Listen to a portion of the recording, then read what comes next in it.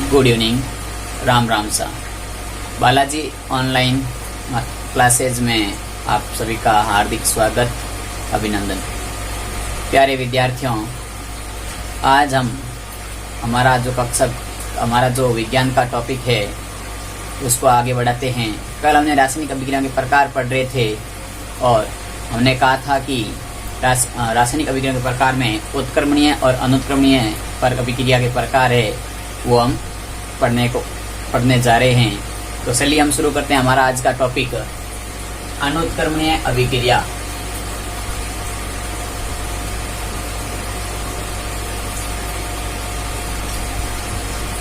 अनुत्क्रमणीय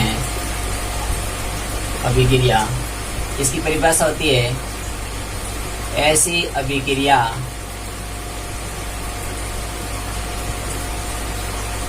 जिसमें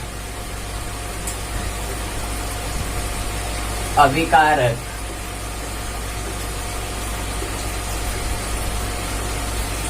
क्रिया करके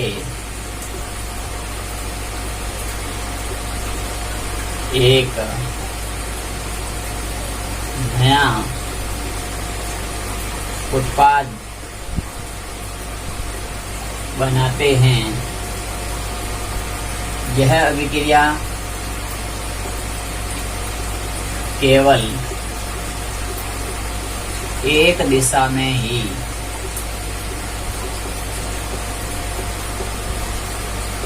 संभव होती है।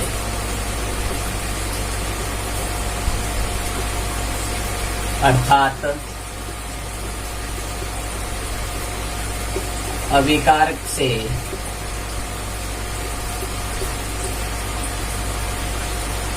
उत्पाद बनते हैं, लेकिन पुनः उत्पाद से अभिकारक नहीं बनते। यानी कि उत्क्रमणीय अभिक्रिया पढ़ रहे हैं, हम अनुत्क्रमणीय अभिक्रिया पढ़ रहे हैं। तो अनुत्क्रमणीय अभिक्रिया होती है ऐसी अभिक्रिया जो केवल एक दिशा में संभव होती है। यानी कि जैसे मैं इसका उदाहरण ले लूं, जैसे कोयले का दहन, कार्बन प्लस ऑक्सीजन की अभिक्रिया बनके CO2 गैस बन गई। अब यहाँ कार्बन और ऑक्सीजन की क्रिया कराई और CO2 गैस बन गई, और CO2 गैस से वापस हम कार्बन के कोयला और ऑक्सीजन अलग प्राप्त नहीं कर सकते हैं। यानी कि यह सिर्फ एक दिशा में संभव होती है। और ऐसी अभिक्रियाओं को इस प्रकार के तीर के निशान लगाते हैं। उत्क्रमणीय अभिक्रिया में ऐसा तीर लगा होता है, अनुत्क्रमणीय में सिंगल तीर से दर्शाते हैं। जबकि जो उत्क्रमणीय अभिक्रिया होगी उसको हम आगे पढ़ेंगे तो बताएंगे कौन सा तीर का निशान काम आता है। तो आपको पूछे कि अनुत्क्रमणीय अभिक्रिया, तो अनुत्क्रमणीय अभिक्रिया जिसमें केवल अभिकारकों से उत्पाद बनता है, लेकिन उत्पादकों से अभिकारक नहीं बनता है, और साथ ही साथ यह एक दिशा में संभव होती है। दूसरी लिखते हैं हम उत्क्रमणीय अभिक्रिया। उत्क्रमणीय अभिक्रिया, तो उत्क्रमणीय अभिक्रिया होती है ऐसी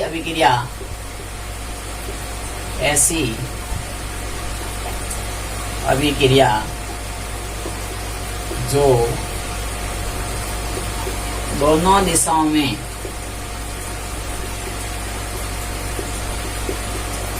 चलती है। अर्थात अभिकारकों से उत्पाद व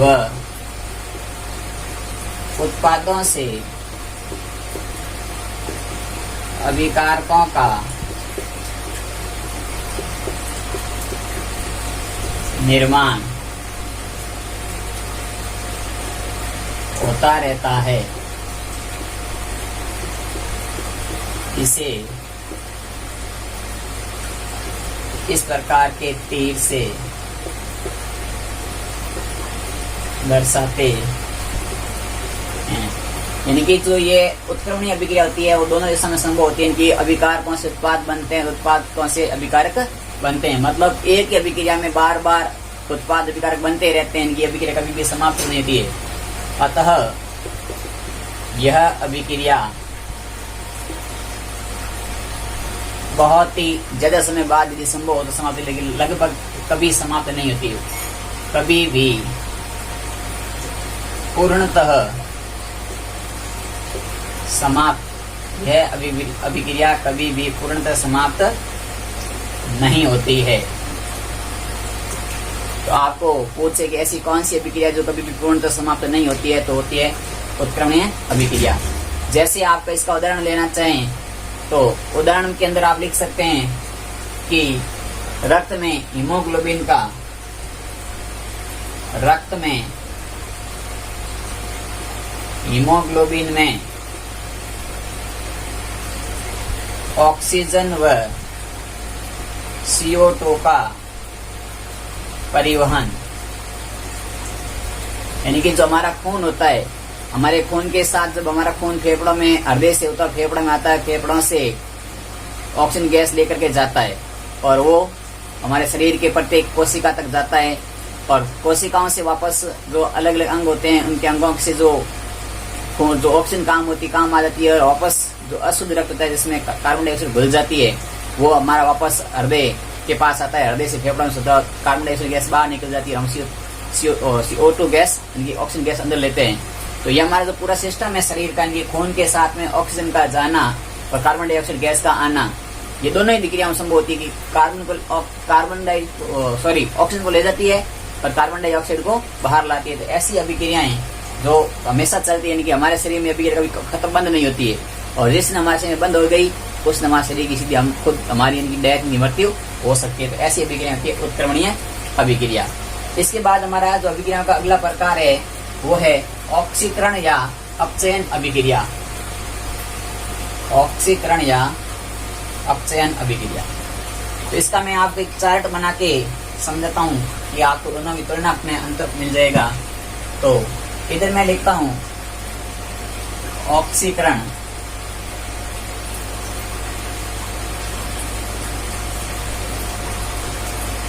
अभिक्रिया, इधर लिख देते हैं अपचयन अभिक्रिया। सबसे पहला इसमें लिखते हैं ऑक्सीजन के आधार पर, इनकी ऑक्सीजन के आधार पर क्या परिभाषा है, इनकी ऑक्सीजन के आधार पर परिभाषा होती है। ऑक्सीकरण में क्या होता है, तो इसमें लिखेंगे इसमें ऑक्सीजन का संयोग होता है। आप यहां लिखेंगे इसमें ऑक्सीजन का वियोग या निष्कासन, वियोग या निष्कासन होता है। इसी प्रकार दूसरा लिखते हैं हाइड्रोजन के आधार पर, तो लिखेंगे यहां पर इसमें हाइड्रोजन का, सॉरी इससे पहले आप एक उदाहरण भी लिखते रहो साथ साथ में ताकि आपको समझ में आता रहेगा। तो इसका उदाहरण लेते हैं हम, तो यहां लिखते हैं हम उदाहरण में Mg2MgO2 से अभिक्रिया की, तो MgO बन गया, मैग्नीशियम ऑक्साइड बन गया। इसी प्रकार हम लिख सकते हैं कि इसमें उदाहरण लिख सकते हैं 2KClO3 की अभिक्रिया की, तो यहाँ से हमारा 2KCl + 3O2, यानी कि यहाँ तो ऑक्सीजन जुड़ गया साथ में, और यहाँ ऑक्सीजन साथ में था वो अलग हो गया। तो इस प्रकार की अभिक्रिया आती है जिसमें ऑक्सीजन जुड़ता है, ऑक्सीकरण अभिक्रिया कहलाती है। जिसमें ऑक्सीजन का त्याग या उत्सर्जन या निष्कासन होता है उसे अपचयन अभिक्रिया कहते हैं। दूसरा प्रकार लिखते हैं हम हाइड्रोजन के आधार पर, तो हाइड्रोजन के आधार पर होता है कि इसमें हाइड्रोजन का निष्कासन होता है,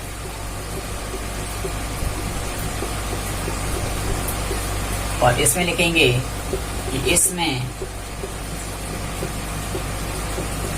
हाइड्रोजन का संयोग होता है। तो इस प्रकार से हम कह सकते हैं कि ऐसी अभिक्रिया जिसमें हाइड्रोजन का निष्कासन हो उसे ऑक्सीकरण अभिक्रिया कहते हैं, और ऐसी अभिक्रिया जिसमें हाइड्रोजन का संयोग हो उसे अपचयन अभिक्रिया कहते हैं। जैसे हाइड्रोजन का निष्कासन का करते हैं तो 2H2S प्लस O2 अभिक्रिया करके बन गया H2 प्लस 2H2O, यानी कि हाइड्रोसल्फाइड में जब ऑक्सीजन की अभिक्रिया उनकी हमने इसमें से ये अभिक्रिया की तो इसने हाइड्रोसल्फाइड ने अपना हाइड्रोजन छोड़ के सल्फर में बन गया, तो यहाँ से सल्फर का ऑक्सीकरण हो गया। इसी प्रकार इसका उदाहरण लिखते हैं हम। इसका उदाहरण लिख देंगे ऑक्सीजन के संयोग के लिए CH2 double bond CH2 plus H2 अभिक्रिया बन गया CH3। इसके लिए निकल उत्प्रेरक मैंने बताया था 473 केल्विन ताप और 100 ATM दाब, यानी कि जब एथीन का मेथीन का हमने एथीन का हाइड्रोजन के साथ संयोग किया तो एथेन बन गया, यानी कि यहाँ से हाइड्रोजन जुड़ रहा है, यहाँ हाइड्रोजन 2 परमाणु थे, 2 और जुड़ गए, 1 1 3 हो गए, यानी कि इस प्रकार की अभिक्रिया जिसमें हाइड्रोजन का संयोग होता है वो अपचयन अभिक्रियाएं होती है। इसी प्रकार इसमें हाइड्रोजन का निष्कासन हो गया, यहाँ से हाइड्रोजन अलग हो गया और यहाँ हाइड्रोजन जुड़ गया। तो इसी प्रकार हमारा इसका तीसरा आता है, वो आता है धन विद्युत या ऋण विद्युत तत्व, धन विद्युत तत्व के आधार पर। इनकी धन विद्युत तत्व के आधार पर क्या परिभाषा होती है? तो धन विद्युत तत्व के आधार पर परिभाषा होती है कि जिसमें क्या होता है कि इसमें धन विद्युती तत्व का निष्कासन होता है, जबकि इसमें धन विद्युती तत्व का संयोग होता है, यानी कि यहाँ से धन विद्युती तत्व निकलते हैं। तो ऐसी अभिक्रिया जिसमें धन विद्युती तत्व का निष्कासन हो उसे ऑक्सीकरण अभिक्रिया कहते हैं, और ऐसी अभिक्रिया जिसमें धन विद्युती तत्व का संयोग हो उसे अपचयन अभिक्रिया कहते हैं। तो जैसे इसमें हम लिख सकते हैं कि यहाँ पर हमारे पास में 2KI पोटेशियम आयोडाइड को जब हमने Cl के साथ क्लोरीन के साथ अभिक्रिया कराई तो हमारे पास में 2KCl बन गया और आयोडीन अलग हो गया। इसी प्रकार हम इसका करते हैं तो Mg प्लस Cl2 अभिक्रिया बन गया MgCl। तो यहाँ से देखो, यहाँ ये आयोडीन था, इस आयोडीन का ऑक्सीकरण हो गया क्लोरीन से, तो पोटेशियम क्लोराइड बन गया और आयोडीन अलग हो गया। तो इस प्रकार की अभिक्रिया जिसमें धन विद्युती तत्व का निष्कासन हो गया, ये जो धन विद्युती तत्व हाइड्रोजन ये हमारा है जो धन विद्युती तत्व था, और इस धन विद्युती तत्व आयोडीन का निष्कासन हो जाता है। तो सॉरी पोटेशियम था, पोटेशियम का निष्कासन हो गया तो आयोडीन शेष रह गया। इसी प्रकार इसमें धन विद्युती तत्व का संयोग होता है, इनकी मैग्नीशियम का क्लोरीन के साथ संयोग होकर मैग्नीशियम क्लोराइड बन गया। तो ऐसी अभिक्रियाओं को परिभाषा हो जाएगी कि ऐसी अभिक्रिया जिसमें धन विद्युत तत्व का संयोग होता है इसे अपचयन अभिक्रिया कहते हैं। और लास्ट इसका चौथा पार्ट होता है वो है कि ऋण विद्युत तत्वों के आधार पर, चौथी आधार होता है इसका ऋण विद्युत तत्व के आधार पर, ऋण विद्युत तत्व के आधार पर। तो ऐसी अभिक्रिया जिसमें ऋण विद्युत तत्व का, इसमें क्या होता है, ऋण विद्युत तत्वों का संयोग होता है। इसमें ऋण विद्युत तत्वों का वियोग या निष्कासन लिख दो आप, तत्वों का निष्कासन होता है। यानी कि यहाँ तो ऋण विद्युत तत्व जुड़ते हैं और यहाँ से ऋण विद्युत तत्व निकलते हैं, तो आप कह सकते हैं ऐसी अभिक्रिया जिसमें ऋण विद्युत तत्वों का संयोग हो उसे ऑक्सीकरण अभिक्रिया कहते हैं, और ऐसी अभिक्रिया जिसमें ऋण द्वितीय तत्वों का निष्कासन हो उसे अपचयन अभिक्रिया कहते हैं। जैसे यहाँ पर तो हो जाएगा Mg प्लस ऋण द्वितीय तत्व Cl है तो अभिक्रिया बन गई MgCl2 और इसकी आप उदाहरण लिख सकते हो 2FeCl3 प्लस H2 तो अभिक्रिया करके बन गया 2FeCl2 प्लस 2HCl। इनके इस प्रकार से ये हो गया इसका धनविद्युतीय तत्व का संयोग, यहाँ हो गया धनविद्युतीय तत्वों का निष्कासन। इस प्रकार से एक इसका लास्ट प्रकार रह गया, वो है कि इलेक्ट्रॉन के आधार पर तो हम कह सकते हैं कि ऐसे जो इलेक्ट्रॉन का त्याग करते हैं, इलेक्ट्रॉन के आधार पर पांचवा प्रकार है इलेक्ट्रॉन के आधार पर, तो हम लिखेंगे कि इसमें इलेक्ट्रॉन का त्याग होता है, तो इलेक्ट्रॉन का त्याग होता है उसे ऑक्सीकरण अभिक्रिया कहते हैं, और इसमें इलेक्ट्रॉन का संयोग होता है उसे हम अपचयन अभिक्रिया कहते हैं। इनकी जो अभिक्रियाएं इलेक्ट्रॉन का त्याग करती है उसे हम ऑक्सीकरण अभिक्रिया कहेंगे, और जो अभिक्रियाएं इलेक्ट्रॉन का संयोग करती है उसे हम अपचयन अभिक्रियाएं कहते हैं। और साथ ही साथ इसकी ये हमारा जो ऑक्सीकरण अपचयन अभिक्रियाओं के साथ ही हमारे रासायनिक अभिक्रिया के प्रकार थे वो पूरे हो चुके हैं। शेष दो, एक है उदासीनीकरण अभिक्रिया, उसके बारे में हम कल पढ़ेंगे। इससे पहले हम एक और परिभाषा छोटी सी पढ़ लेते हैं आज। एक होती है हमारी रेडॉक्स अभिक्रिया,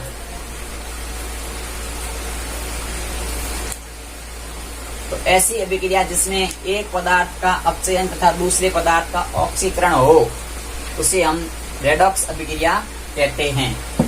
इनकी रेडॉक्स अभिक्रिया काफी बार पूछा जाता है, रेडॉक्स अभिक्रिया किसे कहते हैं, बहुत इंपॉर्टेंट है। ऐसी अभिक्रिया जिसमें ऑक्सीकरण और अपचयन दोनों साथ साथ चलते हैं, ऐसी अभिक्रिया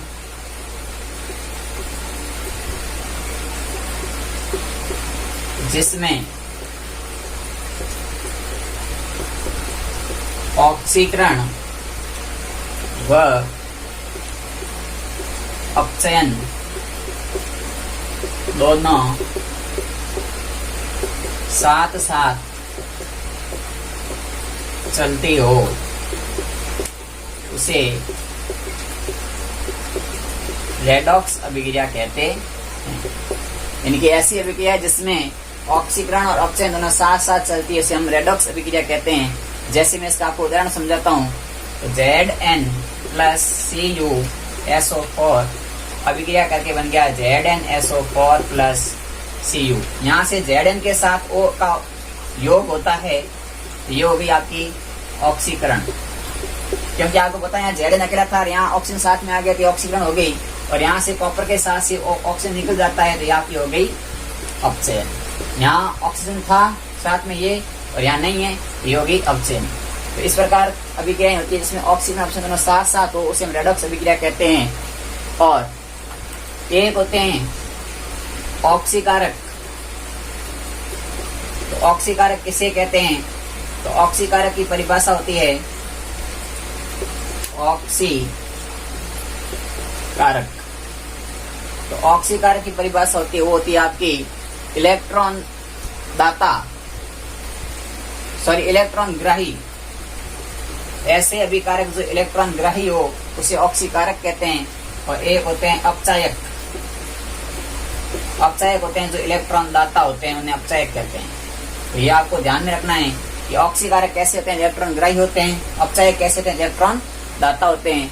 तो आज हमने जो पढ़ा उसको आप एक आपके जो नोट्स बना रहे हैं आप उसमें ढंग से लिखिएगा, और आपको जितना पढ़ाया गया है उसका साथ साथ रिवीजन भी करते रहिए। यदि मेरा वीडियो आपको पसंद आता है तो जरूर सब्सक्राइब करें, लाइक करें और आगे शेयर भी करें। और मेरे चैनल पर भी आप नए हैं बिल्कुल ही, तो मेरे चैनल की प्लेलिस्ट में जाकर के आप पुराने वीडियो देख सकते हैं। और साथ ही साथ चैनल को सब्सक्राइब करने के साथ साथ आपको घंटी का जो बटन दिखता है उसको भी दबा दें, ताकि मेरा जो नया वीडियो आता है आपके पास तुरंत मैसेज आ जाएगा कि कौन सा नया वीडियो आया है। और वैसे आपके लिए मैं इतनी मेहनत कर रहा हूँ तो थोड़ी सी क्षमा भी चाहूँगा कि गर्मी के माहौल में मेरी आवाज़ के साथ थोड़ी सी पंखे की आवाज़ भी आ जाती होगी, तो उसके लिए क्षमा चाहता हूँ। धन्यवाद।